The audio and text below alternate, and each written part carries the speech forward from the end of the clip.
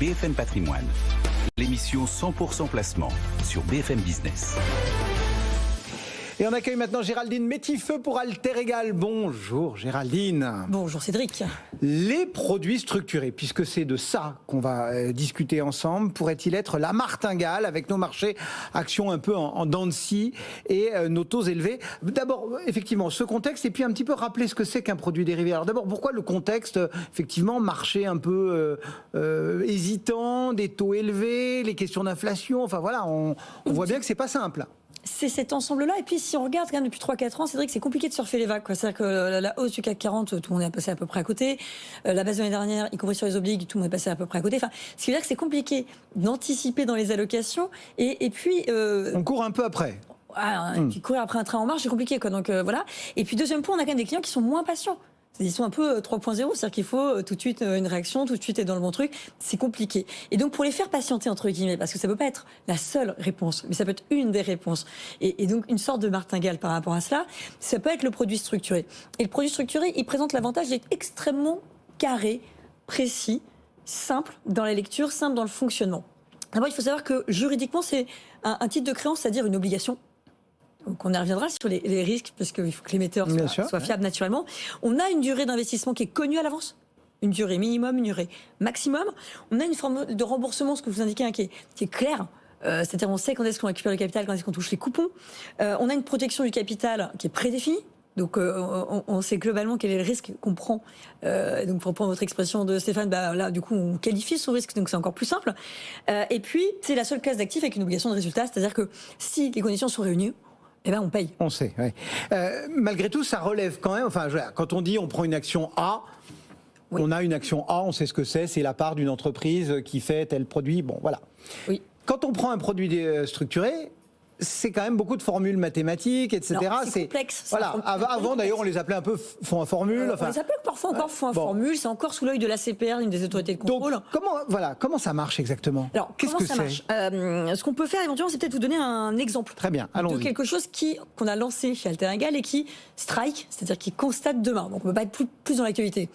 Là, on a pris un produit structuré qu'on appelle Phoenix, c'est-à-dire que c'est une catégorie des autocollants, donc rappelables.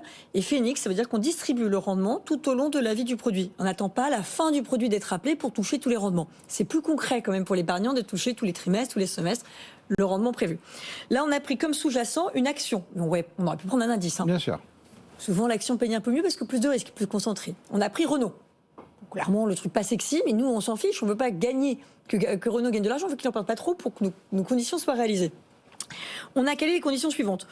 Donc, on fait constatation le 10 mai, durée de vie du produit, minimum 1 an, donc jusqu'au 10 mai 2024, maximum 5 ans. C'est-à-dire que même si à aucun moment des constatations trimestrielles, Renault repasse au niveau initial ou au-dessus, de toute façon, il se arrêtera dans 5 ans. Quel est le rendement qu'on promet? On promet un rendement de 7,60% par an, c'est-à-dire 1,90% par trimestre, parce que dans cette formule, on a proposé à nos clients de toucher le coupon chaque trimestre. D'accord. 90, 7,60, même avec des frais, ce que j'entends, les frais sur les contrats, les comptes titres, etc.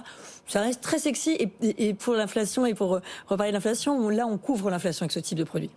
Alors, ça veut dire quoi? C'est-à-dire que tant que le titre Renault, bien connu, ne perd pas plus, parce que notre protection est jusqu'à 50% de perte à la fois sur le coupon et à la fois sur le capital. Tant que Renault ne perd pas plus de 50% par rapport à sa valeur de demain, à la clôture, alors le client, l'épargnant, va toucher son rendement de 1,90 chaque trimestre. Mais c'est-à-dire qu'il faut souscrire avant demain? Alors pour celui-là, c'est foutu, mais c'est un exemple, c'est vrai. Ouais. N'hésitez pas à nous appeler, il y en a d'autres. Mais pour nos clients, effectivement, c'est exactement ça. Oui, parce qu'effectivement, comme vous l'avez souligné, c'est des fonds avec des échéances. Donc en fait, en réalité, il y a des dates pour souscrire. Donc là, en l'espèce, c'était genre, je crois que c'était hier ou un truc comme ça, mais parce que j'ai pas tous les trucs administratifs en tête, mais ça fait à peu près cela. Mais ça veut dire quoi? Ça veut dire que 50% de protection sur le titre Renault, c'est pas une garantie, mais c'est quand même une belle protection. Ouais. On peut louper un coupon. On ne prend a priori pas tous les coupons, alors ça veut dire qu'on est vraiment très mauvais. Et une protection à 50% du capital à terme, normalement, à la fois, c'est pas une garantie, à la fois, c'est encore une fois une très belle protection. C'est-à-dire que jusqu'à 50% de baisse, ça marche. Oui, exactement. Et à 50,01%. Alors, dans ce cas-là, on perd le coupon. C'est ça. Éventuellement, on perd en capital. Du coup, on arrive un peu sur les avantages, vous avez bien compris. On va comment dirais-je, assurer un maximum de fois on va gagner. Donc là, j'ai un contrat au-dessus de moins 50, donc ça fait quand même plein de fois. On va, du coup, avoir besoin de choisir correctement l'émetteur et le broker, c'est-à-dire au fond, comment on choisit le titre ? Est-ce qu'on va être dans le bon timing pour ce titre et ainsi de suite. Tout ça, c'est ce qu'il faut qu'on regarde et qu'on fasse attention à cela. Quels sont les risques, justement? Parce que là, on a vu qu'effectivement, voilà, mais ça reste quand même quelque chose qu'il faut comprendre. Et donc, pour assumer un risque, il faut l'avoir mesuré. Absolument. Les risques, on va les rappeler sur 3 ordres. Il y en a même plutôt 4, mais les 3 les plus importants, c'est qu'attention, on est capé en gain. Si Renault, sur la période, fait 25%, vous gagnerez que 7,60. Hein. Donc ça peut être frustrant dans les années où ça fonctionne. Alors, les années où tout baisse, les gens sont ravis, mais on a des années où ça gagne de temps en temps. Et puis celui, c'est que les conditions ne se réalisent pas. Vous l'avez évoqué tout à l'heure.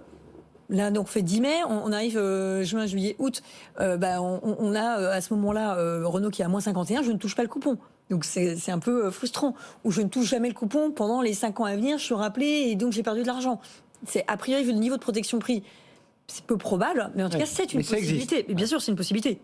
Et ce qu'il ne faut pas oublier aussi, c'est celui du défaut de l'émetteur. On l'a souvent évoqué, les problèmes de Crédit Suisse et ainsi de suite.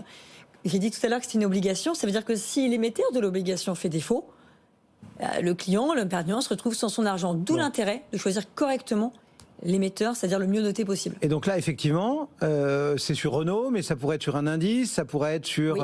Oui. Alors, il y a plein de formules possibles. On essaie de trouver les formules les moins compliquées parce que déjà, celles-ci ne sont pas forcément tout à fait aisées à comprendre. Si je multiplie, ça va être plus compliqué. On dit souvent, quand on investit, qu'il faut comprendre son produit. C'est valable pour de l'IMO, sur du Pinel, enfin bref. Là, tous vos clients, entre guillemets, ils comprennent vraiment le produit ou il y a aussi une part de confiance avec son interlocuteur? Alors, je pense qu'ils comprennent parfaitement que si ça se casse pas la figure, ils touchent des sous. Ce qu'ils comprennent un peu moins bien, c'est la valeur liquidative du produit pendant toute la vie du produit. Parce que vous l'avez bien compris, dès que... Donc ils comprennent la protection, mais le fonctionnement... Pas forcément. Et donc une valeur liquidative en baisse pendant toute la durée du produit, parce que c'est souvent le cas, compliqué pour le client de pas croire pour lui qu'il a perdu de l'argent. Or, c'est vraiment un produit de portage. Ce qu'il faut qu'il comprenne, c'est qu'on prend un pari. Il faut aller au bout, quoi. Alors, voilà, c'est ça. Et qu'on prend un pari, c'est-à-dire qu'on prend le pari que Renault, dans notre exemple, ne perdra pas plus de 50%. Et que pour ce faire, on va être payé de ce risque et de ce pari. Juste pour terminer, vous dites de portage, ça veut dire que si au milieu de l'opération, j'ai besoin de mon argent... Ça m'arrange pas. Voilà, c'est ça. Ça ne m'arrange pas. Non, mais c'est-à-dire que moi, épargnant... Non, on est vraiment sur du terme assez long. Alors là, on a pris un produit qui est sur 5 ans, mais sur les indices, ça peut arriver de 8 ans, 10 ans.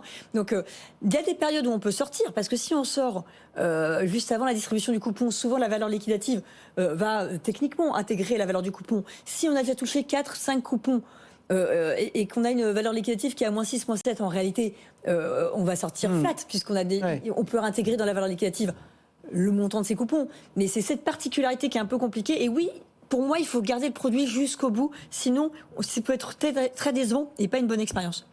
Merci beaucoup, Géraldine.